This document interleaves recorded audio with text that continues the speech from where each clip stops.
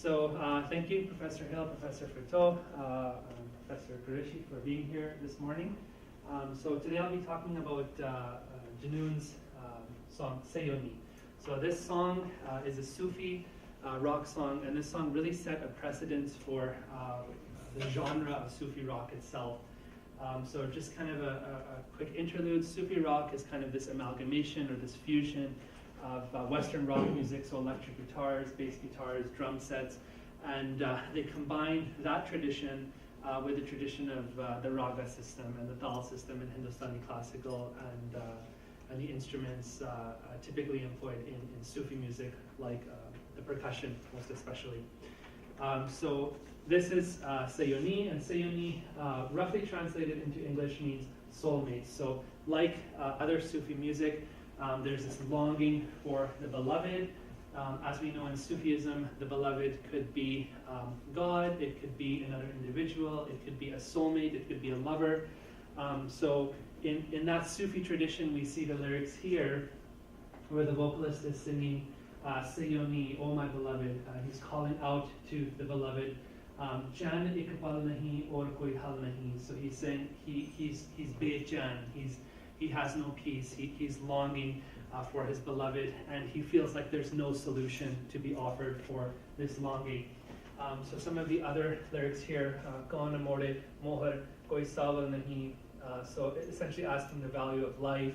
Kya bashar ki bisat aj hai kal nahi. What is a man's value? Aj hai, here today, kal nahi, gone tomorrow. Shod meri khata tu to pagal nahi. So we see the lyrics. So I'll just give you a quick taste of what this song sounds like.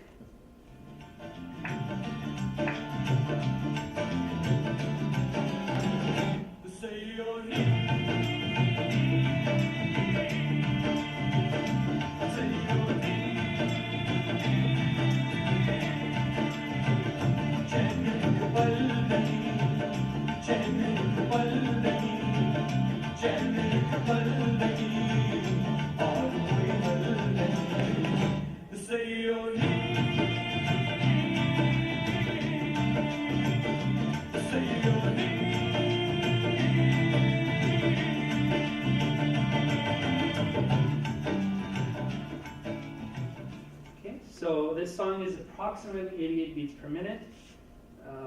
So what are we hearing in this song? So we're definitely hearing guitars, we're hearing vocals, we're hearing a bass guitar. Now, one of the demarcation criteria of Sufi rock music is that typically we're employing percussion from South Asia, like tablas and dholaks. So the guitars, we have the employment of electric as well as acoustic guitars performed by Salman Ahmed, who's the guitar player as well as producer and composer for the band. Some of you might have heard of Salman Ahmed's Rock and Roll Jihad, which is a book that he released in 2010. Lead vocals, we have Ali Azmat, who's a kind of the Jim Morrison of Pakistan. So you see some articles about him here. He's still releasing music as a solo artist. Brian O'Connell was actually an American who had joined the band, spent several years living in Pakistan. Typically employment of a 5-string bass guitar. And with the percussion, you can hear tabla, dholak, tambourine. And in this particular piece, you did have various percussionists coming in and out, but you have Ustad Ashik Ali in this composition. Some background information. This song is from the album Azadi. Now, Azadi is Urdu word for freedom. Now, interesting to note that the temporal context that this album was released was right around the time of the Kargil-Kashmir conflict, which happens shortly after this album was released.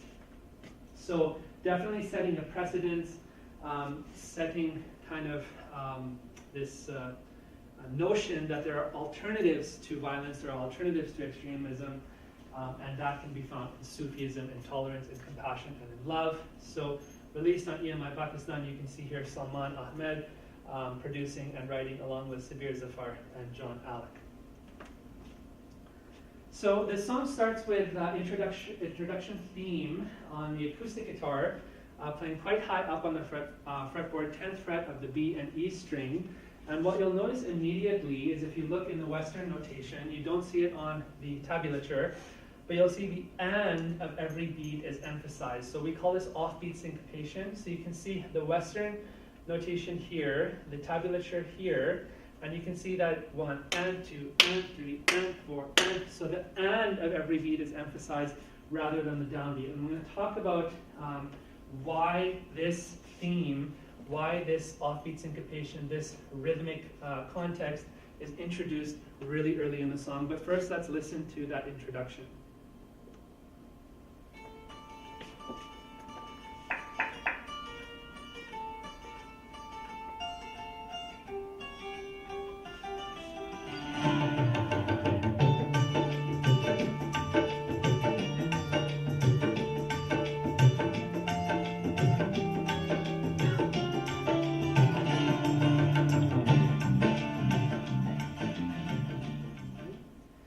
So, as I mentioned, the song begins with a solo acoustic guitar that has been layered several times with a very percussive attack. The emphasis on this introduction is on the and, as I mentioned, so that's the 10th fret of the high E string, right? So he's playing the B string almost as kind of a rooted bass note, even though it's quite high up on the fretboard. And the emphasis is on the and, 1 and 2 and 3 and 4 and. Okay, so we call this offbeat syncopation. Now, as it emphasized high D, so that's the 10th fret of the high E string, begins to mobilize to an F and then down to a C sharp, we get a sense of anticipation, building anticipation, right? And then the last thing that Salman Ahmed does is he hits the D minor chord. And he plays that D minor chord as the dolak and tabla come in with kind of a 16th note, 8/16th note build-up, crescendo, into the actual rhythmic section engaging with the intro theme.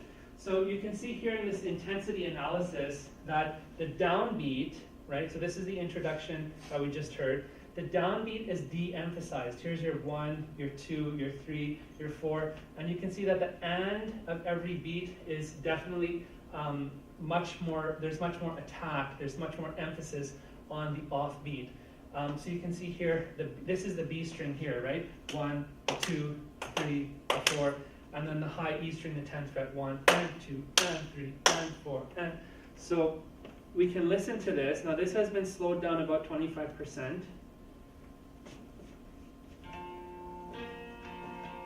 And 3 and 4 and. So you can see that this offbeat is already begun to be emphasized.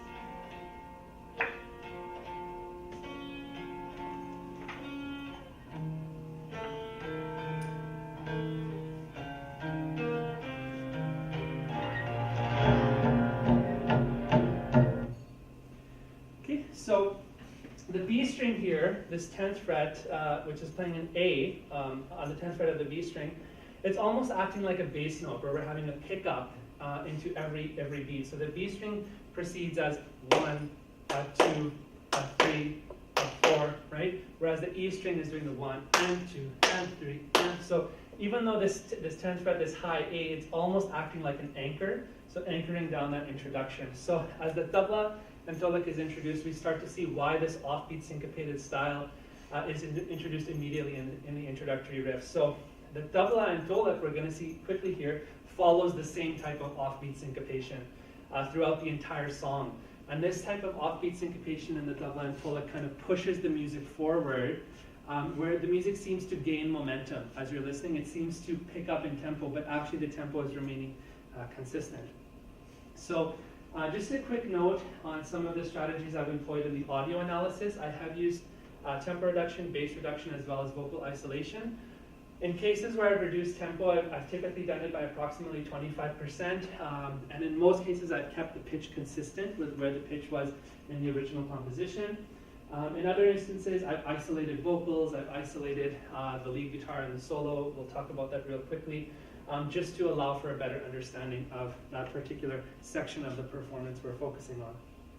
So a quick example of some pitch and frequency analysis. This is the last section of that introduction on the acoustic guitar, where the high E string from the 10th fret moves to the 13th fret, mobilizes from a D to a high F, and you can see here how that pitch change is shown on a pitch frequency diagram, right? So you can see here, this is the A and the D, this is the 10th fret, and then the 13th fret we're moving up to an F, and then we fall down to a C sharp, which is the 9th fret of the E string, and you can see that marked here. So when you use pitch frequency analysis in conjunction with Western notation like tablature or Western classical notation, you get a really good sense of what the particular instrument is doing.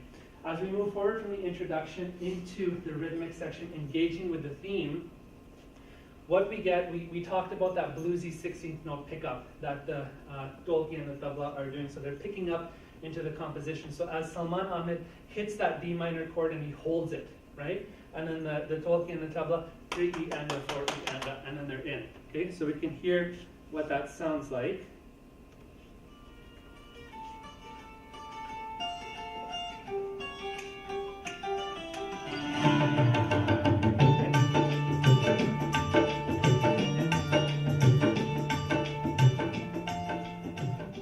So we have that pickup, and what's happening once that tabla and dolki enters? What is it actually doing? Well, it's actually following the same offbeat syncopated style that the introductory guitars were playing. The guitars are playing this line here, where the and of every note is emphasized, and the tabla and dolki actually do the same thing. So you have offbeat syncopation in the tabla and the dolki, but the root note, the downbeat, is actually anchored on the bass end of the tabla or the dolki. But the treble end of the tabla and dolki is emphasizing this and up, right? So 1 and a 2 and a 3 and a 4 and a 1 and a 2. So it's almost like this galloping kind of sound, kind of like of a horse galloping. So that's very indicative of South Asian music, and you have this feeling of pushing the music forward. So you can listen to the rhythm here. This is slowed down, 25%.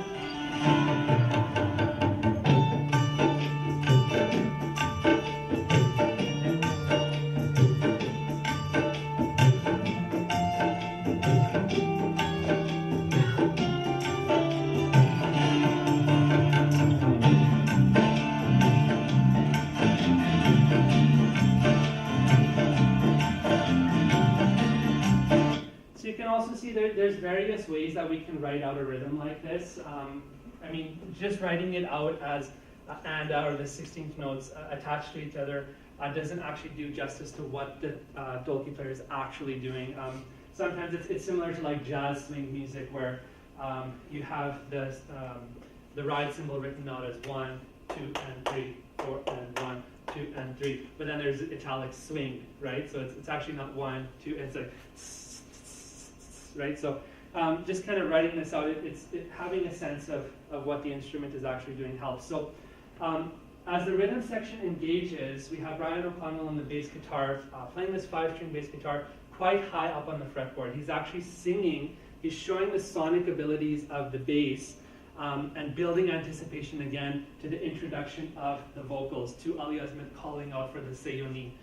So we can listen to what he's doing here. And again, not only is it a 5-string bass guitar, but there's a lot of mid-range in this bass. So it's definitely more of a bass guitar than just a bass, because he's really cutting through the mix. And especially with only one guitar player, having a 3-piece ensemble like that, it's really important for the bass to be able to fill in that capacity. So this is the introductory riff as the bass enters into the song.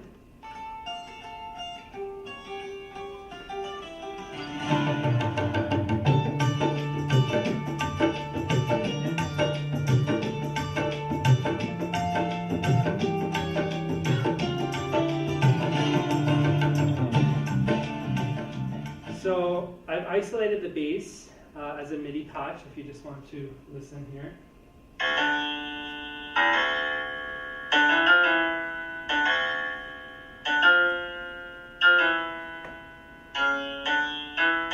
Right? So you can see the bass kind of sings and builds that anticipation, and then the bass enters in with the groove, with the actual riff that's going to hold down and anchor this song. So it's played for lower down on the fretboard, and you can see this is kind of the rhythm it's following. So, and again, what the bass is doing here is anchoring. It's holding the downbeat, because the tabla and the dolki, especially the treble end of the dolki, is emphasizing the offbeat. So now the bass guitar is emphasizing the downbeat, right? So you have this bass guitar riff,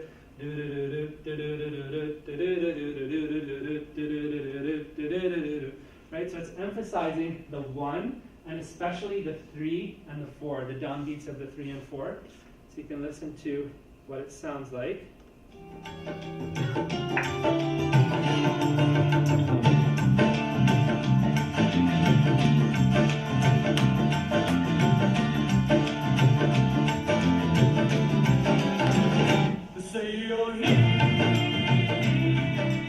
So when in conjunction with what the rhythm, with what the percussion is doing, that really anchors down and holds the song. And this kind of forms a basis for the groove that the bass guitar employs through the rest of the song. So prior to the entrance of the vocal, one more anticipatory method that is employed by the guitar player, he's holding that D minor, and he's fluctuating on the 4th string between an A and an A sharp, the 2nd and the 3rd fret, right? And he's building that anticipation, just holding that D minor. So you can listen to what that sounds like. And just holding it.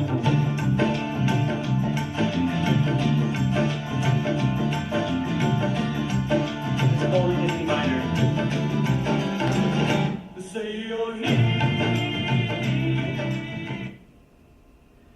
So just one quick thing about the bass guitar before I move on to the vocals. The bass guitar actually walks and sings kind of with the vocalist. It's a very busy bass. It's not just playing the root notes of the guitar.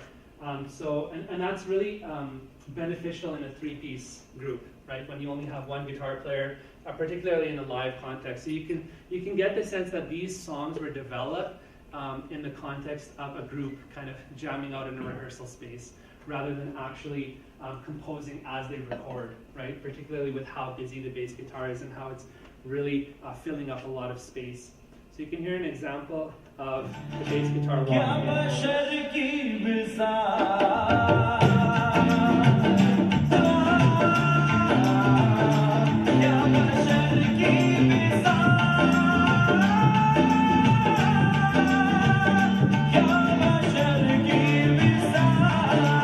So you can see the bass here employing this method of 1 E and up, E and up, E and up, E and up, 1 E and up, E and up, E and up, E and up, and actually letting the bass end of that dolki and that tabla hit the downbeat, right?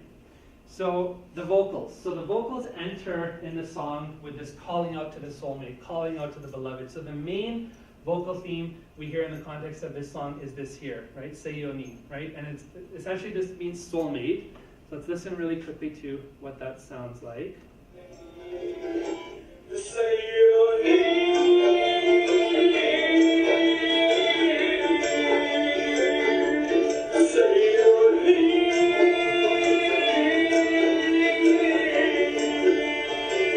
So that's kind of the main theme of the vocal. Another one of the main themes is this pre-chorus vocal melody where Ali Azmat is singing Chan ek pal nahi aur koi hal nahi. I have no peace and there is no solution to this lack of peace that I have.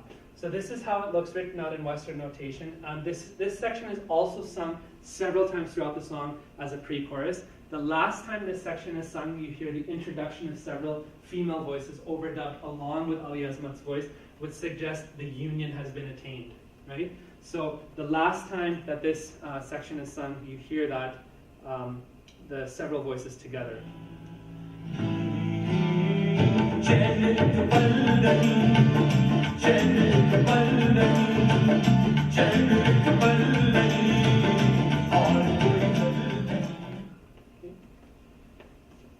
So quick note on pitch and frequency analysis just before I move into some of the more detailed graphs. So if we look here, A1, A2, A3, A4, these are some of the most common frequencies and the pitches they're associated with. So most of us know A440, right? So when we hear 440 hertz, we know that that's A, right? But what we're going to see in the context of some of these pitch frequency analysis is that sometimes Ali Azmat is singing 445, sometimes he's dipping to 435, there's vibrato in his voice. So we have this chart, so I'll just let you kind of familiarize yourself with some of the common frequencies. So just a note on the employment of pitch and frequency analysis.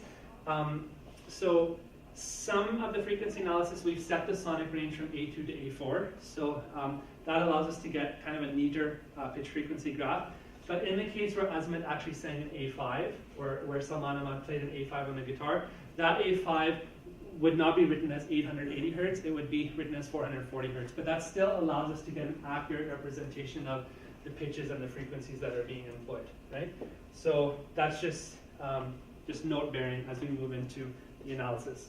So here you can see with the verse vocals, right? So this pitch analysis strategy, we can better understand temperate fluctuations in Ali Esmet's voice. So this allows us to monitor not only for vibrato, you can see vibrato, but also semitonal movement, right? So here you have the D, he's climbing up, dipping slightly below, and then coming back. And when we use it in conjunction with Western notation, we get a really good sense of what the vocalist is doing, and we can better understand, how he's using his voice. So you can hear this section here, right? So I'll play this section for you, and we'll follow along with the graph.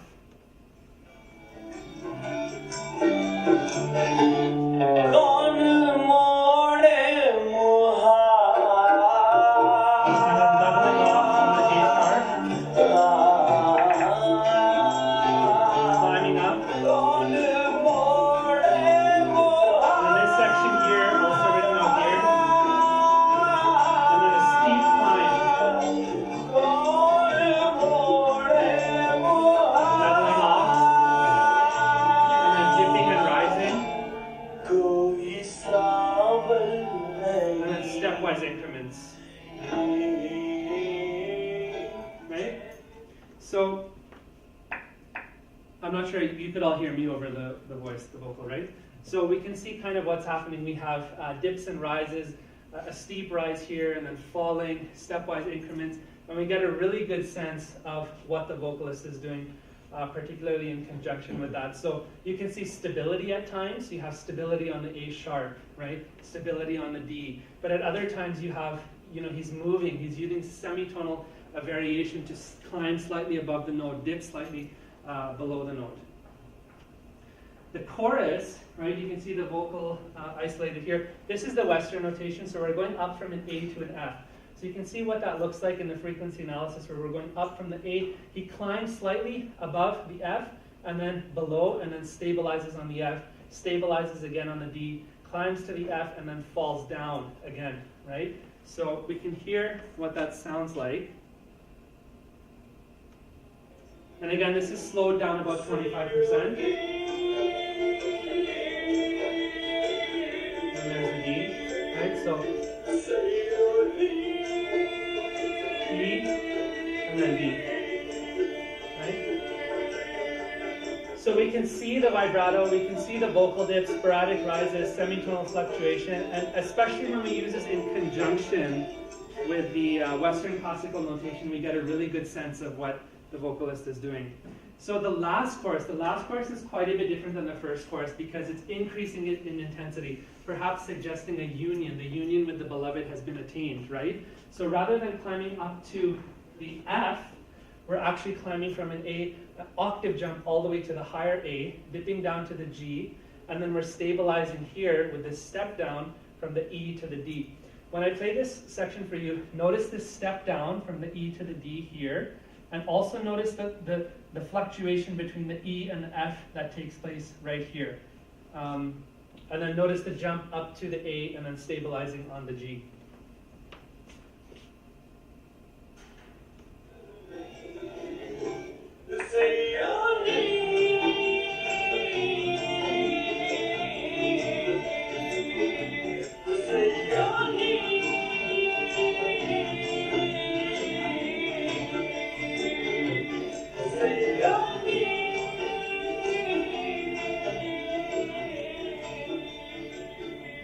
So that's the last chorus. He actually climbs quite a bit higher than the earlier chorus. And if we do a direct comparison between the main chorus and the last chorus, right? So here we're going from an A to an F.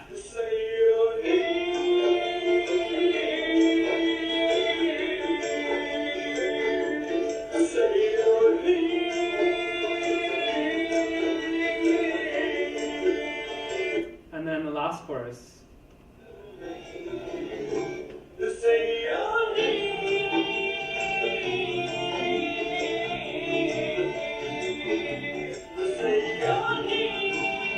So you can see quite a bit of difference difference here, right? Particularly in stepping up from the sei to the yo, right? It's a much steeper climb, and then there's more of a fall as well. So you can see the difference in the Western notation and the difference in the frequency analysis. So moving on to the guitar solo. I've also analyzed this section where Salman Ahmad plays a guitar solo, kind of emulating the vocal style of Ali Azmat. So we'll listen to it quickly in full tempo. I've analyzed it in reduced tempo, which is reduced it by about 25%. So we'll listen to it really quickly at full tempo.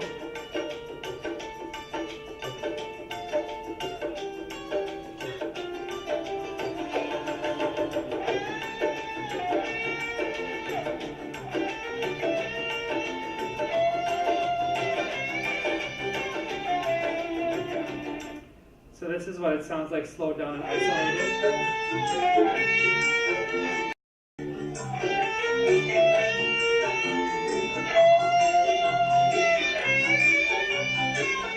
Okay, so what's happening here?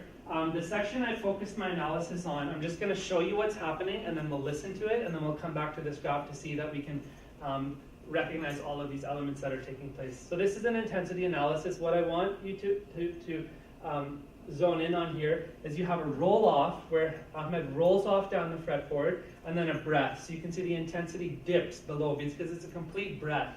You know, Eric Clapton talked a lot about letting the guitar breathe, right? It's not about how many notes you play, but sometimes one note just bent the right way can sound extremely beautiful.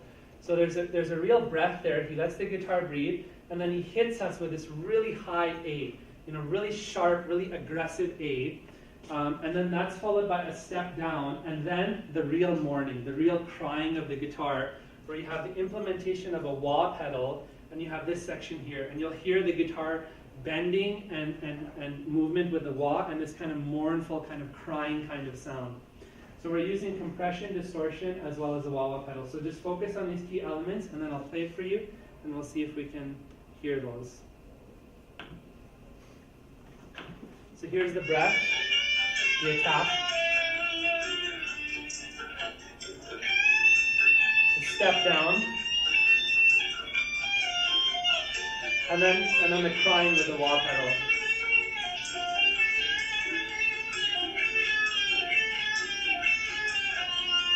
So that crying section here where he's using the wah pedal, that's really emulating this longing, this yearning for this union with the beloved. And that's one way that the guitar, particularly when you're employing effects like compression, distortion, wah, sustain, you can really emulate the sound of the vocalist. So with this crybaby section, with this kind of mournful section, what Ahmed is really doing, you know, how is he getting this sound? He's going from his guitar definitely into compression, the wah, the distortion, into an amplifier, and then that's being recorded on the studio microphone. And converted into a digital signal, but most likely at that time they were using tape to tape. So that's how you're getting this sound, and that's how this guitar, you know, you have the wah-wah pedal, the compression, the distortion, the tone controls. You can use all of these to really emphasize and really accentuate what Azmat is doing with his vocal in the context of an electric guitar. So just to kind of mention, how is that wah achieving that crybaby kind of sound? The wah pedal is maintaining a consistency in the level of output. As you go heel back, heel down, you're getting increased response in the lower frequency range. As you go toe down, you're getting increased response in the higher frequency range. So as you modulate this pedal, move it back and forward, and as you're bending the guitar, you're getting this mournful kind of crying kind of sound. So Ahmed is also definitely using distortion. So distortion, what we're doing is we're taking the signal and we're cutting it off, we're compressing it, we're saturating it, and this allows us to get more sustain, more gain, more compression, and to allow the guitar to really, really sing. So you can hear really the nuances of all of the intricacies and the way Ahmed is playing this section of the guitar. So that's my sonic analysis of Junoon, focusing on a few different sections. Particularly the vocals, the guitar, the introduction, as well as the bass guitar and percussion. So I'll put it out to the class now for questions. Thank you. So I guess the way this would work, like I said, we would go from the furthest, which is myself, and then to Joe, Regula, I guess, for questions. So I guess my question, that was very insightful, Arsh. My question though, I'd be curious to kind of come back to where you started the presentation, and it's talking about this song as a symbol of the Sufi rock genre. And you did a great job of outlining many of the kind of musicological elements of this genre. We get a sense of some of the, way emotion is conveyed and what the lyrics are dealing with. But I'm wondering if you could also say a little bit about genre in the case of this particular song and Sufi rock as it pertains to both audience and perhaps industry, especially as we have this kind of hybrid sound. Yeah. Definitely, it's a hybrid sound. So there would be kind of this dichotomy of classifying this as kind of, to what extent is this appropriation, to what extent is this undermining the intensity of a Sufi and Qawwali tradition, where, this type of lyrical, really compassionate and longing kind of poetry is employed, like Amir Khusro, Rumi and Shams Tabriz and Sheikh Farid and these kind of qawwals. And you do have Junoon performing like the Madam Mas Qalandar for Hazrat La Shabaz Qalandar and this type of thing. So particularly what this music has done by blending a really classical tradition, which you really hear in the vocalist as well as in the way the guitars are playing, also in the employment of the percussion, is you've not necessarily commoditized the tradition, but you've made it much more accessible to an entire generation of young South Asians, right? And so for myself in particular, if I can contextualize from personal experience, I was about 13, 14 years old when this song came out. I was in India. I saw, the army trucks and the mobilization. I didn't really know much. I was kind of ignorant about really what was happening. But this was kind of a springboard. You get into Junoon, you learn about the poetry of Bulleh Shah, you learn about the poetry of Lal Shahbaz Qalandar, and that springboards you into the ghazal, into the qawwali of Nusrat Fateh Ali Khan. So in terms of the commercial viability of the sound, definitely. Was it commoditization? No, I don't think so. I think Ahmed and Azmat were very sincere about the task at hand, but definitely it's making the music accessible to an entire generation who were kind of raised, on different traditions, different type of music, and it gets them in touch with their roots, with their cultural boons and their inheritance and this type of thing.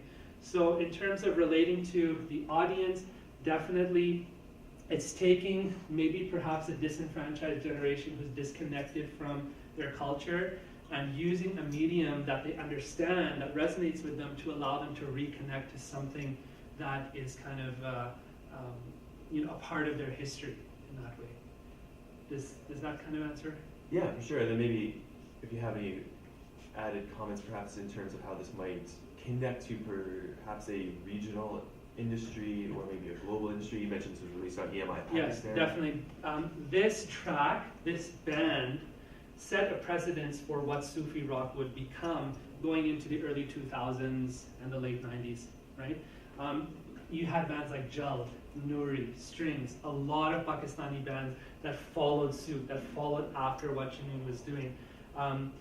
You had this entire tradition coming out of what Junoon kind of single-handedly were almost kind of accountable for, a tradition that they really created. And you still see the remnant today. I mean, the industry has changed quite a bit. I mean, this, you can almost hear the rock influences of the way the music has been produced.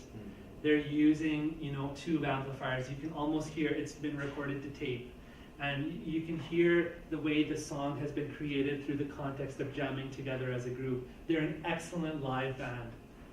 You put them live on a stage, they're amazing, right? So it's that rock dynamic, it's that punk ethos or that punk ethic that drives rock music that was driving them. But at the same time, they're connecting to something mystical, right? So maybe it's kind of like Jim Morrison, Robert Plant later in their career, right? Connecting to that divine ethos and bringing that into the music. So definitely they set a precedence, they set the tone, and an entire industry was kind of developed from this sound.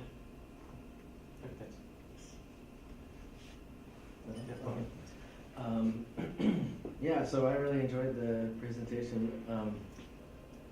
I noticed that, okay, we're talking about Sufi rock, and I noticed that a lot of your analysis aside from just the technical analysis, but a lot of the actual conclusions you're drawing highlight the Sufi aspect of it, the fact that it's the emotional impact of the music and how it's spiritual and all that. And one of the things that I found myself kind of wondering was, so this is Sufi rock, and you've kind of hinted at this in some of your comments, but there's also the rock part. So, like for example, the rhythm, your analysis of the rhythm really highlights the fact that this kind of da is common in South Asian music. But one thing you didn't mention is that a rock beat, if you look at the classic rock beat, it's the same way. Yeah. Rock beats are usually. One thing I'm interested in is in this convergence. Now, is this just a coincidence? One of the things I study in my music is the convergence between hip hop and Sufism. The fact that there are so many latent convergences in there that once you put those two together, they kind of naturally go together. So I'm wondering if you could comment on kind of the more, now since this is more of a musicological presentation than a mystical presentation, I'm wondering if you can comment more on how it connects to the rock aspect and to what degree that, some people would say, well, music is haram, you can't do music in, Islam or whatever. So in what sense are they using rock aspects, and what is the meaning of using of those kind of resonances between these two traditions of theirs? Yeah, it's really interesting because even the employment of these kind of minor pentatonic scales, these Middle Eastern kind of sounding scales, Zakk Wylde, Lamb of God, even the metal bands are, even Kirk Hammett, they're using these type of ragas when they're playing the electric guitar, and they're using that kind of sound, right? So there is really a cross correlation between Hindustani classical South Asian music and rock music. You even had the George Harrisons, the John Lennons who spent the time in India and wanted to learn that tradition and brought it back and created this kind of amalgamation of sound and using those technical competencies they developed in India and brought that back into a rock kind of fold, right? Mm-hmm. So you hear a lot of these sonic variation varieties of Hindustani classical or even the Middle Eastern and Persian, even Oriental scales in rock music. Definitely there's a cross correlation. Now the way this particular musical genre facilitates the relationship of the Sufi, like is it spiritual music, right? I mean, we talk about, for example, like Sain Zahur performing live on the BBC stage. To people that might not actually understand what he's singing Allahu, there's thousands of people in the audience. Is that cultural appropriation? Is it commoditization? Is that making a secular space sacred, right? So again, in the context of the way these songs are used, like how is Sayonee used, is it sacred music, and is it creating this ability for people to connect at an emotional, intellectual, particularly the spiritual way, and is that contingent on what Sufism is all about, right? So can this type of music be used to facilitate the relationship between a pious Muslim and Allah, right? Because these are Muslims, and they're singing in the context of an Islamic country, Pakistan. So. Is the other guy a Muslim, the American? Brian O'Connell, I'm not sure if he actually. I was looking that up. I was trying to figure out, and there's nothing that really says anything about his religious orientation. But Ali Azmat and Salman Ahmad are you could say more liberal, but definitely staunch in their beliefs and firm in their beliefs. So I mean they've never actually sung about like the sex, drugs, and rock and roll that a lot of rock and roll is about. They're using that medium that is typically associated with the profane, and I think that's the dichotomy we're trying to draw here, because is rock music profane?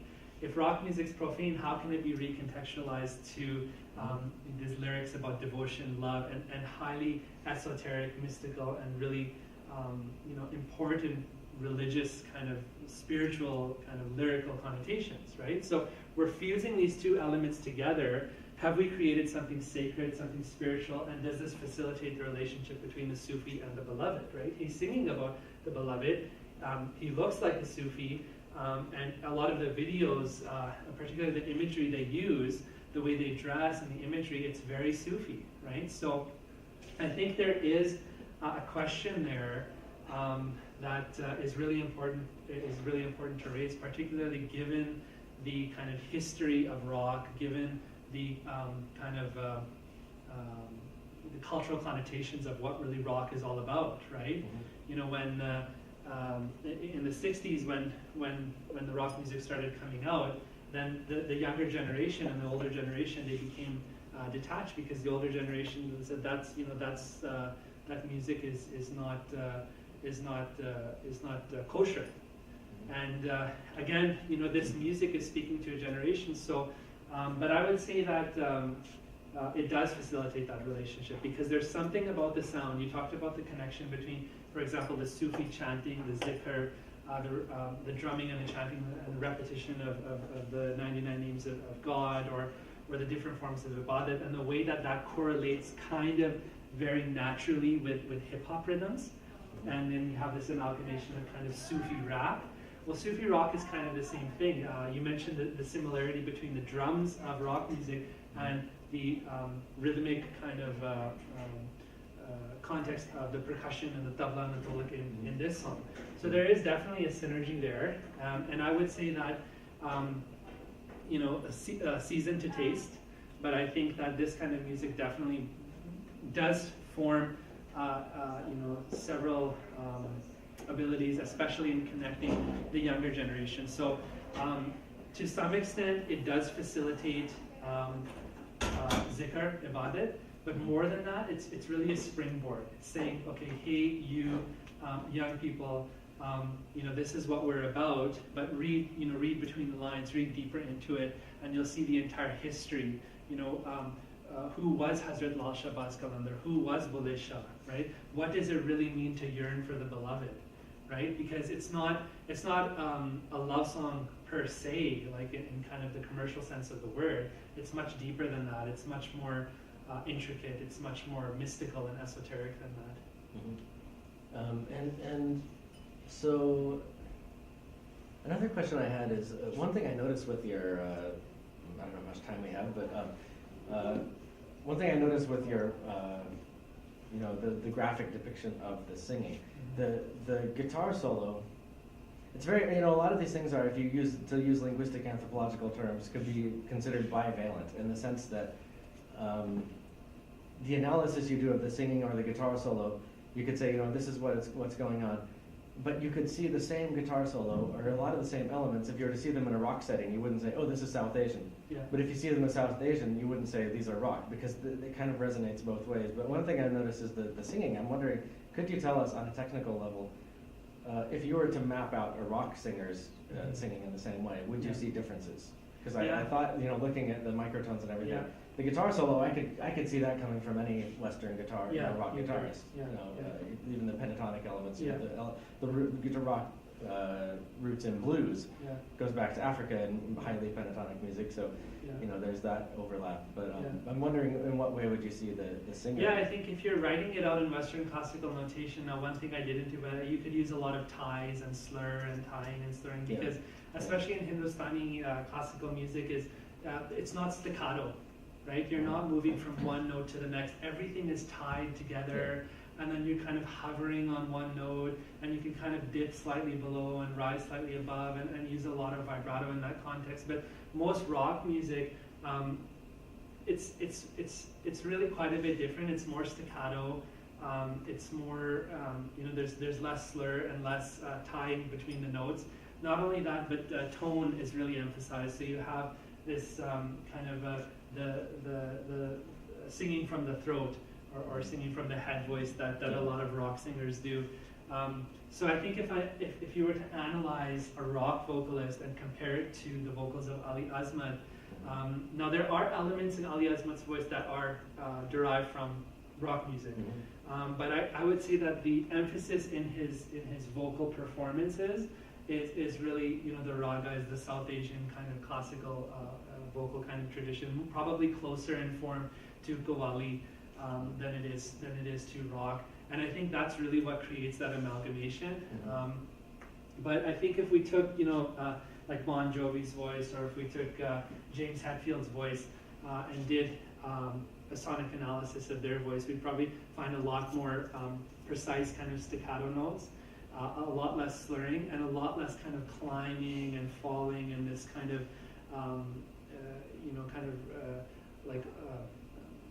kind of pulsing between notes. And I think that's one of the things that separates Sufi rock from rock. Like that's why when you hear a Sufi rock song, you know that it's deriving a lot of its basis from the Hindustani classical system. Mm-hmm. So I think in that context, now there could be vocalists from rock, like a lot of Robert Plant's later stuff. I mean, you look at his performance with Kashmir, or you look at some of his other work, you do see that they're influenced from that. George Harrison, John Lennon, I mean, that was kind of more tame form of rock, but they were influenced by those traditions. But still, there was something characteristic about their voices that was not, it didn't fit like a glove with the Hindustani classical system, the way Ali Azmat's voice does, or the way Ravi Shergill's voice does, or the way the singers from Noori and Jal, and the way the singers from these rock bands kind of fit into that kind of raga kind of system. So I think there's definitely differences there. Also with the electric guitar, with the solo, I think there could be slight differences, but I think the reason we don't hear as much difference is because the kind of Middle Eastern and Oriental influence on electric guitar playing. I mean, you hear it a lot with Kirk Hammett. You hear it a lot with other kind of popular rock guitar players, right? Maybe not as much with like Jimi Hendrix or Eric Clapton, but definitely in metal. You hear it a lot in metal. That kind of minor pentatonic and that kind of Oriental kind of fretwork where they're moving up and down on the electric guitar. So I think that's why, because we've been accustomed to it, we've heard it so much in rock music that it doesn't sound like even Black Sabbath, right? A lot of that kind of sound. I mean, it even got to the point where when you had the grunge movement with Nirvana coming out with Bleach in 1989, they had a song called like Token Eastern kind of rock song, and they were using those minor pentatonic kind of scales. So I think it's just because we've been so accustomed to it that it doesn't sound different to us. Yeah, and also I think just the fact that you've got the tube amplification and everything in there, it frames it as rock. So you don't even in the subtleties, you might not hear it as not rock so much because you're hearing enough distortion and what you recognize to say, oh, I know that. Exactly. But one really tiny question, I don't need to elaborate answer. There is a class in 11 though. So okay. Yeah, I'll maybe if we have time, I'll just ask you later. Go ahead. Well, I have to say just quickly that one thing about rock and how it was received here. One of our colleagues, he's now passed away, he was the organ professor and he was German. And I remember having a conversation about rock, and he and his wife said that music is from the devil. I mean, absolutely serious. Devil. And I argue with that. So when now you're elevating this music, to spirituality, we've come a long way. Yeah. But what I wanted to ask you is the whole industry of making recordings of popular music coming out of, and Sufi music coming out of Pakistan, particularly because of Musa Fateh Ali and others, and how that music got initially picked up by Westerners, right? And it became something, it gained its world position, not because somebody was a Sufi or whatever. It's the other way around. Yeah. So I wanted to know how this particular, I mean, Salman, of course, he grew up in the States. He got into music, and that's where, because perhaps back home he might not have been doing this, but, and then he went to Pakistan, and that he had a lot of help from his Western support and history and whatnot. So I just want to ask you, to what extent is that influence and the striving for creating something authentic, you know, because this music is maybe Sufi in one way, but I would probably assume, I would probably assume that Nusrat Fateh Ali or those people would have said, La Hol Wala Quwwata. You know, that is not anything that we would recognize. They would not accept it, but maybe their children would. So what are we talking about here between the spiritual content, which you showed so well, and at the same time, the fact that it is rock. I mean, it's something that has per se not an identification. For South Asians, how did they? What kind of a process is this? Well, I'd say it's really bittersweet because, you know, when you're born in a particular generation or in a particular country in a diasporic setting, even being born in the context of, you know, geographical expansion of South Asia after the 80s, right? You would have been exposed to a completely different popular culture, a completely different tradition than the generation before you. Right, so I think it's really bittersweet, and there probably is, you know, quite a bit of mournfulness in the practitioners themselves. Myself, as a Western-born South Asian inheritance, there is kind of this, you know, longing or sadness that, you know, how do we connect to something so, you know, so different from us, because we're reared culturally and familially and intellectually in the context of Western cultural society. That means, you know, the majority of our traditions, like pop culture, they're rooted in the narratives of the Bible. So it's the Bible, it's pop culture, it's Western classical notation, it's English language, it's the vernacular language, it's the culture and political context of North America or the UK or whichever diasporic setting that South Asians are being raised in. So there's a disconnect. There's a re-appropriation of language and customs, right? So we talk about, for example, changing aptitudes towards relationships with languages, like relationship to languages like Punjabi or Saraiki or Balochi, and an emphasis on lingua francas like Urdu, or even moving towards Arabic and Persian, and seeing that as a way for young people to connect to what they feel is closest to the traditions of their inheritance. And so it's really bittersweet, and I think it's for what it's worth, it's more than an excellent effort. It's something really beautiful because it shows just how kind of how much longing there is for somebody from the West who has this inheritance to reconnect to the past. You know, it's like when we reintroduce things from the past, do they become cultural commodities? Are we appropriating them? You know, even I think the class has to come. Sorry, okay. Can we finish the question in the hall, maybe? Yeah, we can. Yeah, just because I know you guys sit down. Okay. We have our hands waiting for class. Thank you very much. Thank you. I see that this is something Now we'll finish you in the are hallway. working. Oh, you'll finish in the hall. Oh, Class much.